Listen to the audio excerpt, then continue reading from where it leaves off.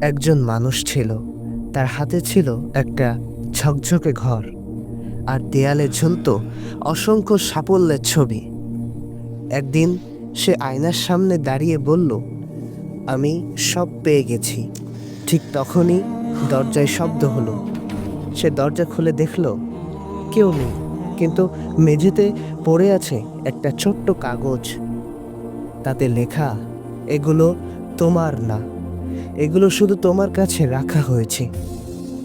দুনিয়া ঠিক এমনই, চকচকে, শব্দে ভরা, কিন্তু ভেতরে ফাঁকা। আমরা ভাবি আর একটু পেলেই শান্তি, আর একটু আয়, আর একটু নাম, আর একটু স্বীকৃতি। কিন্তু দুনিয়া কখনো বলে না এইবার যথেষ্ট। যেদিন আপনি থামবেন সেদিন দুনিয়া চলে যাবে, কিন্তু আপনি দুনিয়ার সাথে থাকবেন না। কারণ কবরের ভেতরে একটা ঘর যায় না, একটা নাম যায় না, যায় শুধু আপনার আমল। দুনিয়া আপনাকে ডাকবে, ব্যস্ত রাখবে, মুগ্ধ করবে, কিন্তু শেষ মুহূর্তে একটাও পাশে দাঁড়াবে না। তাই দুনিয়াতে হাতে রাখুন, হৃদয়ে নয়। কারণ হৃদয় বানানো হয়েছে আল্লাহর জন্য, আর দুনিয়া শুধু পরীক্ষার জায়গা। আল্লাহ সঠিক বুঝ দান করুক। আমিন।